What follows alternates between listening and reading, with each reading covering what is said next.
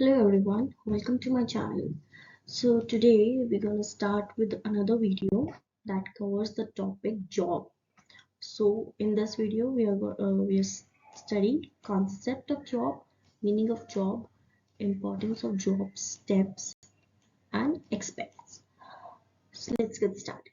So firstly we're going to start with the concept. So what is job? Basically job क्या होता है? It's a collection of tasks and duties.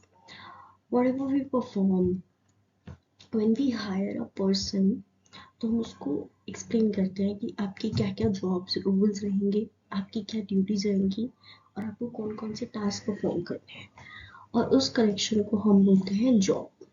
ठीक है. Job और position में क्या फ़र्क है? पोजीशन होता है कलेक्शन ऑफ टास्क. एक जो जब एक पर्सन बहुत सारे टास्क परफॉर्म कर रहा है जिसमें बहुत सारे टास्क हो, वो हम उसको एक पोजीशन प्रोवाइड करते हैं. ठीक है. और जॉब क्या होता है? जॉब होता है ग्रुप ऑफ पोजीशन. राइट.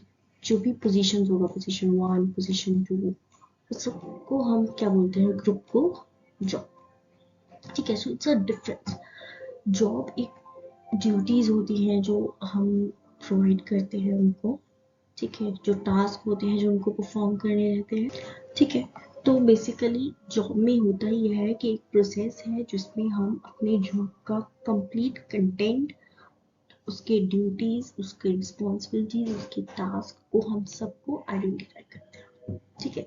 तो हम उसे जॉब बोलते हैं. तो बेसिकली जॉब्स में हमारे आ जाते हैं कि कौन कौन से टास्क फॉलो करेगा, क्या सिस्टम रहेगा, क्या क्या उसकी टेक्निक्स होंगी. ठीक है. सबऑर्डिनेट्स कौन होंगे. जैसे कोई भी है, पर्सन है 1 2, ठीक है, हायर किया हमने, उसका सबऑर्डिनेट होता है कोई पर्सन, लाइक सपोज ए, तो वो उनको सबऑर्डिनेट करेगा, उनको ऑर्डर देगा. तो ये सब हम जॉब्स में ही डिफाइन करते हैं कि जॉब डिज़ाइन में ही ये सब आ जाता है.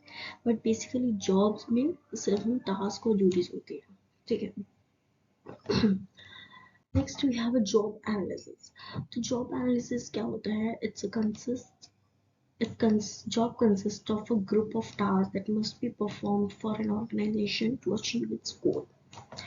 तो जॉब एनालिसिस क्या होता है? जॉब में वो सब टास्क आ जाते हैं जो एक ऑर्गेनाइजेशन के गोल्स को अचीव करने के लिए परफॉर्म करने हैं.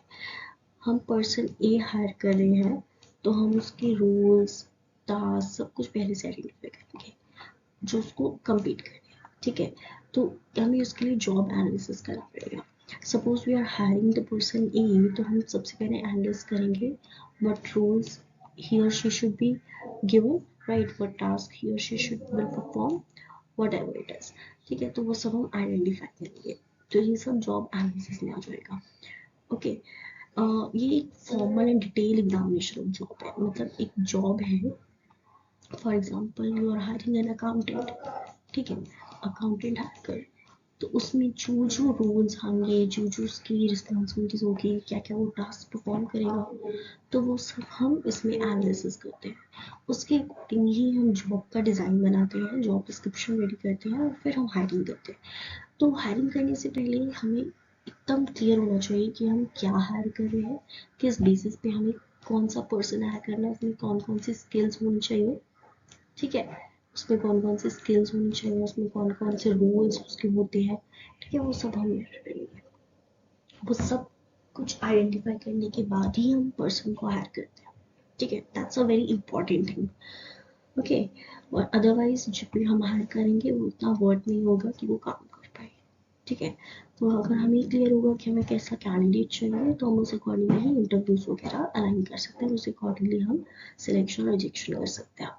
तो job analysis is very important step. Okay. तो इम्पोर्टेंस मैंने आपको बताया कि एकदम अगर हमें अच्छा कैंडिडेट चाहिए तो इट्स वेरी इंपॉर्टेंट. ऑर्गेनाइजेशन और मैन पावर की प्लानिंग के लिए, रिक्रूटमेंट और सिलेक्शन के लिए, उसको क्या वेजेस और सैलरी मिलेगी उसके लिए, जॉब इंजीनियरिंग के लिए, एम्प्लॉय की ट्रेनिंग के लिए. अभी ट्रेनिंग तो उसी बेसिस पे होगा जिसके लिए उसको हायर करें. ठीक है. उसकी परफॉर्मेंस मेजर करें. जब तक हमें पता ही नहीं होगा कि उसको क्या काम करना है, उसको क्या टास्क करना है, तो हम उसकी परफॉर्मेंस को कैसे आइडेंटिफाई करेंगे. और हेल्थ एंड सेफ्टी के लिए. ठीक है. So this are the importance. Next we have the steps. So steps क्या है जॉब एनालिसिस के लिए?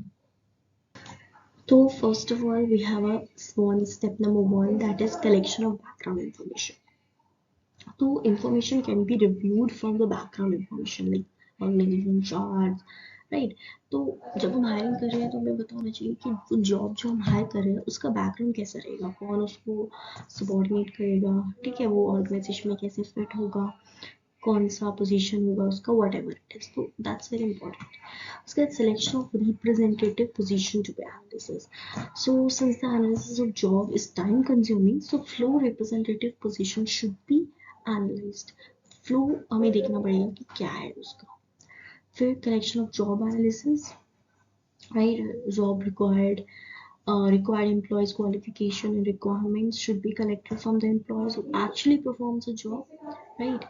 हम उसका जॉब का पूरा एनालिसिस करेंगे, उसमें क्या क्या चाहिए रहता है, जो लोग जो काम वो अभी एम्प्लॉयज कर रहे हैं उनसे इंफॉर्मेशन कलेक्ट करेंगे, जॉब डिस्क्रिप्शन बनाएंगे.